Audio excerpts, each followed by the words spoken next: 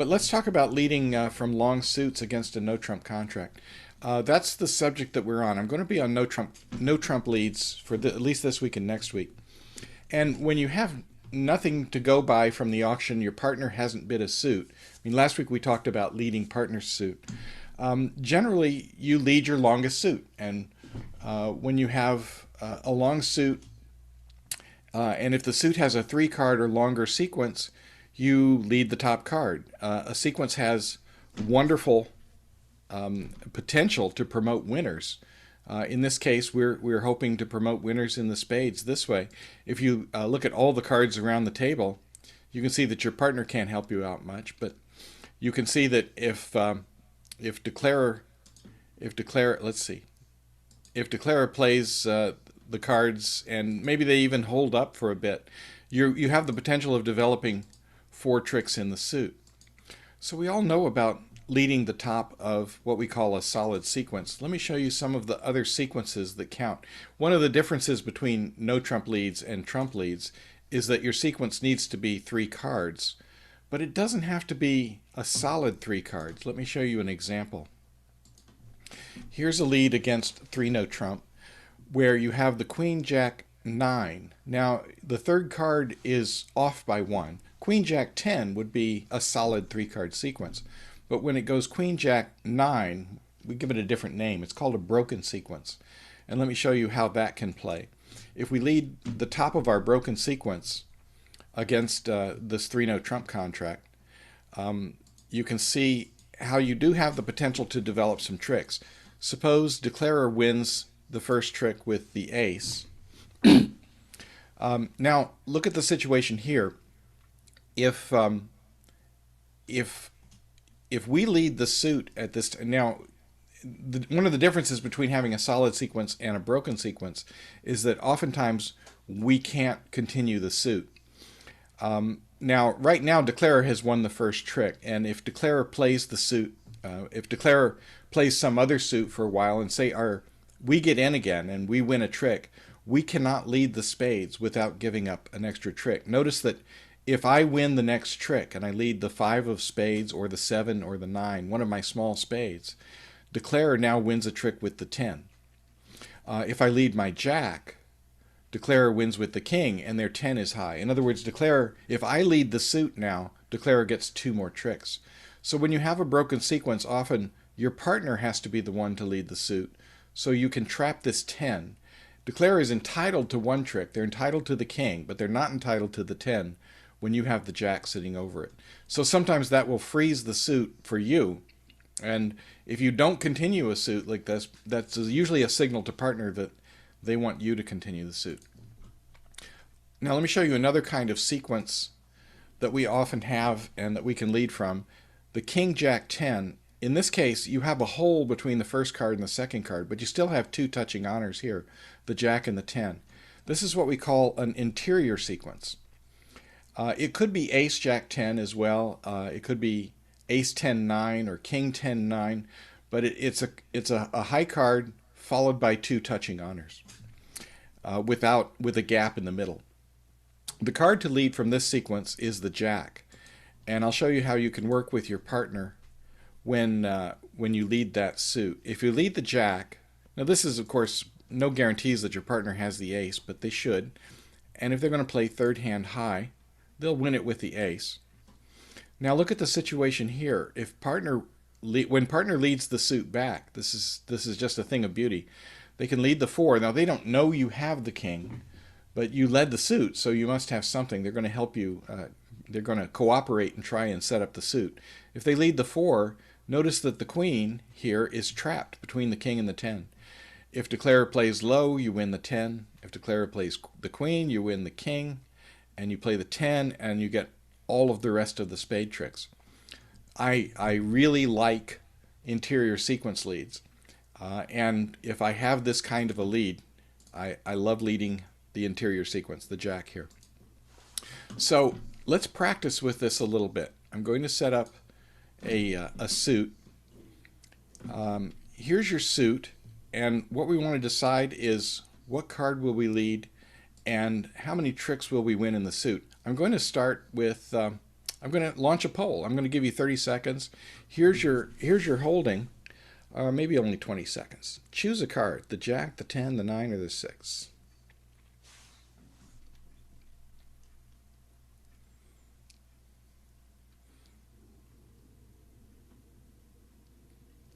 Okay, that's nearly everyone. All right, I'll share the results. Nearly everyone led the Jack, which is correct. When you have a solid sequence like this, you want to lead the Jack and declare. Notice that they have the king on one side, the queen on the other. They are always entitled to one trick, but they will get their one trick. But you'll set up 3 for your side. Let's look at another example. Here's your holding: Queen Jack 9 6 3. So let's do a poll on this one. It's 3 no trump, of course, and let's see. Now let me.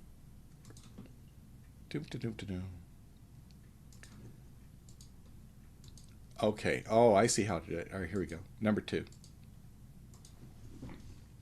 You hold the Queen Jack 9 6 3. Choose a lead.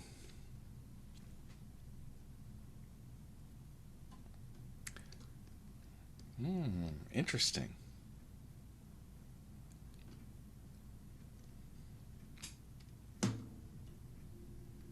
Okay, that's nearly everyone. 20 seconds seems long enough. Let's have a look at this one. Nearly all of you picked the queen, which is the correct lead here. In this instance, this is called a broken sequence. You have the Queen Jack 9, and if you see all the cards across the table, by leading the queen, you have the potential of trapping the 10 in Declarer's hand between your Jack and 9. So leading the queen is the correct lead in this case, and it's called a broken sequence. All right, let's look at one more. You have the Ace Jack 10, and let's do the polling on this one. Ace Jack 10 4 3.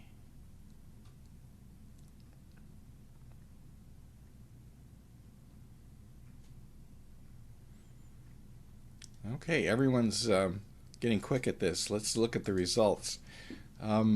Nearly everyone picked the Jack. One picked the 10, but the Jack is the correct response. And let's look at how that can work.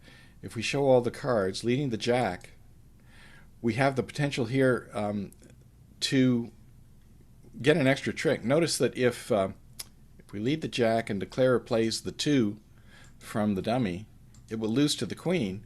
But now, when either one of you gets in again, your ace can swallow up the king and your 10, and you take 4 tricks in the suit. Of course, I assumed that Declarer would not play the king from the dummy, and they might play the king from the dummy. If you lead the Jack and Declarer plays the king, well, it will win the trick, of course. But Declarer is always entitled to 1 trick in the suit. They're not entitled to 2. If you cannot lead the suit now. Your partner needs to lead it, because if they can lead a spade, then the queen is now trapped between the ace and the 10, and then you will still get all 4 of the remaining spades in the suit. All right, let's do one more. Let's see. Before I do that, hang on a second. Let me put the hand up. Here's the King Queen Jack 8 3. What's the lead? 3 no trump is the contract. Yeah, I think everybody knows this one. All right, everybody led the king. Okay, good. Let's look at how many cards we'll get in the suit. If we lead the king, this is a nice one. We lead the king and Declarer plays, and our partner gives us an encouraging signal. If we notice the encouraging signal there, because we can't find the 2, and we'll talk about signals in more detail later, we can lead low to our partner's ace. They can lead the suit back to us, the 2, and we can trap the rest of the cards and win all of the spade tricks. So that works out really nicely. Let me show you one hand, if I can. Let's see. Here it is. Let's say this is the hand. East passes. South, our hand. No, no, no, no, no. Dum, dum, dum. Oh, let me. Oh, I have to move around to south. Let's do it this way. No, I'm going to stay in west. South opens one diamond, and we're passing. We're sitting at west, by the way. I've got the hand rotated. North bids, that's what tricked me up. North bids one spade. South bids one no trump. And our left-hand opponent bids three no trump. All right, we've got a lot of information here from the bidding. If we look at this, we've got a diamond bid on our right, a spade bid on our left. So hearts and clubs are the unbid suits. Our longest one is hearts. And from this hand, what would be a good lead? Let's say we lead the jack. And now let's say, I'm going to let the robots run it. Declarer wins a trick. Notice that my partner wins the ace of hearts. They lead the suit back. Declarer plays the queen. And now we've got the queen trapped. My 10 wins. And my fourth heart wins. And then I've got the ace of clubs. That's the setting trick. I'm not going to wait to win the setting trick. And we set the contract. So that's how you can win, by leading an interior sequence. And that's what I have for today. If there are any questions. Yes, Morris, I have a question on the example 4 that you gave with the Queen Jack 9 6 3. When would you lead the fourth highest of your longest and strongest? And how is this example different from that? Here you have a sequence. Queen Jack 9 is a sequence. This is the hand you were talking about, right? Yes, yeah. Okay, because there's only... Okay, got it. Okay, so it's a broken sequence. It's a broken sequence. It is a 3-card sequence, but it's broken. Okay, right. All right. So you're missing the 10, that's all. Okay, thanks. I see that now. Thank you. Mojo, I have a question about the fourth quiz question where my hand had the king, queen, jack, and my partner had the ace. Now, why wouldn't they overtake with the ace and send it back to me right away? They would if they were Doubleton, but they don't have to when they have 3 cards. All they have to do on the first card is play the 6. Now, if partner plays the queen on the second one, which would be a mistake, unfortunately, then they're forced to play their ace to overtake and then lead the 2 back. But it works. It works out okay. The thing is that in the original layout, partner didn't have to play the ace on the first trick. They simply give an encouraging sign. And if partner didn't have the jack, for one thing, if they had the 10, queen 10 instead of queen jack, now we could lead a small card over to partner's ace. Holding the queen, it's okay in this instance. But if partner were Doubleton, they would have to overtake.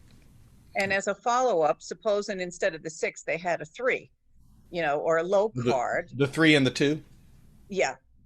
I think I can do that. Let me see if I can, yeah, let's switch. Because then it's not an encouraging sign. Yes, it is. If I lead the king and my partner plays the 3 and declarer plays the 5, I look around the table and I can see the 6, the 7, and the 8. I can't see the 2. I can't see the 2. I have to interpret my partner's 3 as being a high card. If partner plays the 3 from the 3-2, it's a high card. And unfortunately, signaling, sometimes that's the best you can do. But when there is a missing low card, you might be able to figure that your partner is holding it. And a good declarer will do the best they can to conceal the missing low card to trip you up in that way. I better stop now and get ready for the bridge game. But great questions. Thank you all for coming, and thank you for asking.